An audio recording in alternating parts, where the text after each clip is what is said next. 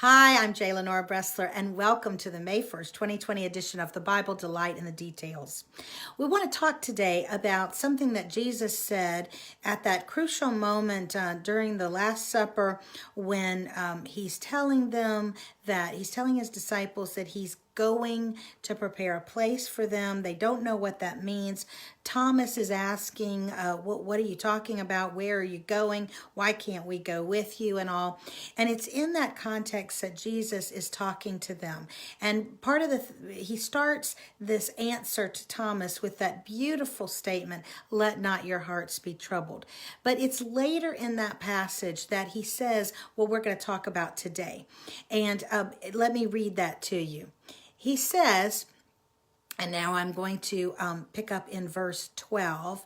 He says, very truly, I tell you, whoever believes in me will do the works I have been doing, and they will do even greater things than these, because I am going to the Father. Now, I want you to stop and think about that for a moment. We always, I think poorly of the disciples because they seem to be so bewildered, so discombobulated, so unable to grasp what's going on at any given time.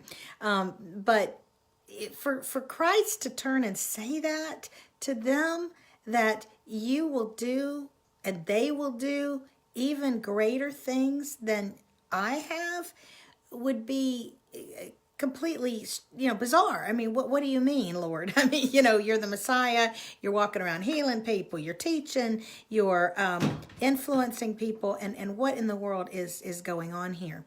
Well, this is very interesting because of how Jesus says it. Let's go back and look. It says, I tell you, whoever believes in me will do the works I have been doing. So we want to first think about, okay, then Jesus, what exactly have you been doing? Well, what has Jesus been doing? He has been showing the light of God to the world. He has been the light of the world. He has been salt of the earth. He has been that city on the hill. He has been the way, the truth, the life. He's been all these things. He's been the great teacher. He's been the great shepherd. He's been all of these things. And he's been the great healer. He's been doing all of these things. And then he says that the reason they're going to be able to do even greater things than that, even more of that. Greater sometimes we think means quality greater, but greater also means numerical. If I say I have greater apples than you do, it could be talking about quality, but it also could be talking about numbers. So Jesus says, you're going to do even greater than these because, and this is interesting, because why? Because I'm going to the Father.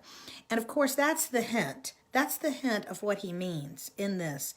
Because what is going to enable these disciples to do these things is got to have something to do with the fact that he is going to the Father, which means he's not going to be here physically on the earth in the same way that he was in his physical human body.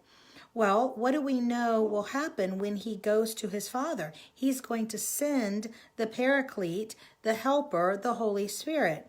And when that Holy Spirit comes, the Holy Spirit will indwell in every believer, which is going to greatly magnify the number of Christians or little Christs walking around the earth. It's like you might be the best worker in the world. You might work yourself just, to death. You may have the stamina that is unbelievable, never sleep, work all the time. But as great as all that is, and as much as you accomplish, if I have 1,000 people, even putting in a small amount of time and a small amount of effort, they can accomplish more than you giving 100% all the time. It's just a matter of numerical truth.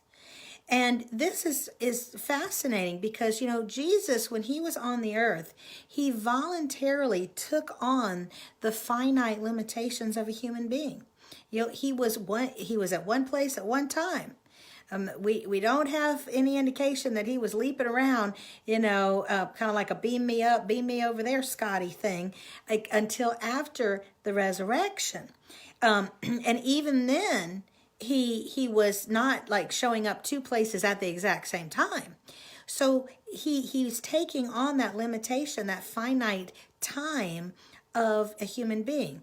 And so now that the Holy Spirit's going to be indwelling in all of us, we can see more, teach more, help more, disciple more than any one person could. Even if that one person is Jesus Christ himself, voluntarily limiting himself to the constraints and the time constraints of a human body.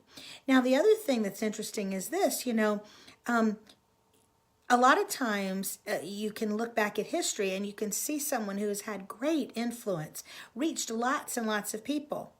But frankly, somebody who's not nearly as important as that individual in history today can reach even more with one Facebook post, with one tweet, with one LinkedIn message.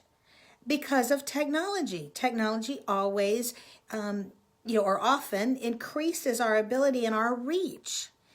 You could have someone who is a wonderful preacher, but in the days before the internet would never be seen by millions and millions, and now could potentially be seen by almost everybody on the globe. So I think Jesus is looking very long term, as well as even in the short term.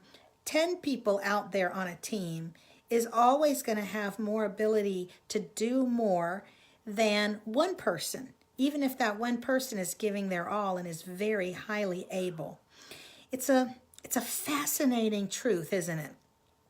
No, we can't all be Jesus, but we can be out there as little Jesuses, and altogether the impact can be very vast.